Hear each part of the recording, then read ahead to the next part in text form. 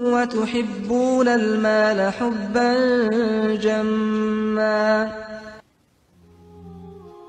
You're clinging on. We're clinging on to rubbish. We're clinging on to that which will be left.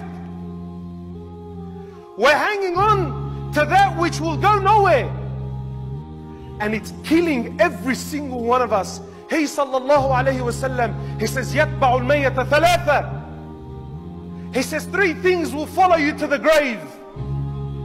He says, أَهْلُهُ وَمَالُهُ وَعَمَلُهُ. He says, three things will follow you, my brother, to the grave. He says, your family, your wealth, and your a'mal. He says, two things will come back, and only one thing will remain with you there. Brother, paint that how you want. This is the reality, because Rasulullah sallallahu la yantiqu alil hawa. He doesn't speak from his own vain desires. Rather, what he speaks is revelation from Allah. And you try this. I've tried it many times when you go to the funeral. And I remember asking myself, how does your wealth follow you to the grave? So I remember one time, someone in the area, no need to mention names, some big timer, was shot. And naturally, at the mosque, all the boys, all the tats, all the big gold chains, the Gucci hats, the Lamborghini Gallardo parked outside. And this all followed him to the grave. The money went. The Louis Vuitton shoes and the Breitling watches with the diamond bezels, and so all of this followed the man to the grave. They buried the man. 20 minutes later, everyone's walking away, and sure, where are we going to go eat? What are we going to do? The family sat there, made dua, a couple of tears, walked back, and what was he left with, my brother? Nothing! He was left with nothing! He was left with his a'mal. If he did good, he will verily see. And if he did bad, he will surely see. My brothers, the love of this world, wallah al-azim, it's crippling us. This heart, wallahi, I went to Hajj this year.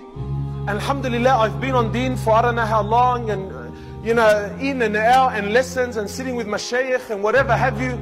But even on the day of Arafat, I struggled. I absolutely struggled to get a tea. Just one tea. I want something to fall. Nothing. Because this heart can only take so much. And this heart, instead of filling it up with the love of Allah, I filled it up with the love of this dunya. So I'll give you an example. I want you to imagine now one of the brothers bought a Mercedes-Benz, bought a brand new car, whatever it is, bought a brand new car, parked it in the driveway, and the next morning, the car's gone. So automatically we're going to ask, brother, you insured? And we're holding on to the reply. If he says yes, alhamdulillah. If he says no, yeah, your heart is going to burn. So when the brother says, brother, the Mercedes-Benz wasn't insured, oh, my heart. Oh, you could just cry. But the brother's been missing Fajr for 10 years and you haven't moved an inch because of it. Rasulullah ﷺ, he says, not Fajr, forget Fajr. He says the Sunnah of Fajr, the Sunnah, those 2 rak'ah, is worth more than the world and what it contains. And the Ummah is missing it day after day, day after day. No problems. It's only Sunnah. But if a piece of metal wrapped around some fancy leather, if that was to be taken away from the man, that hurts. Why? Because this heart, my brother, has been filled with the love of this world. And it hasn't been filled with the love of Allah. We understand the value of the Mercedes-Benz. We understand the value of a Breitling watch. I understand the value of a Gucci hat. But I have nothing, absolutely nothing, no understanding, no comprehension whatsoever for the way of Muhammad sallallahu alayhi wa sallam. اعلموا أنما الحياة الدنيا لعب ولهو وزينة وتفاخر بينكم وتكاثر في الأموال والأولاد كمثل غيث أعجب الكفار نباته ثم يهيج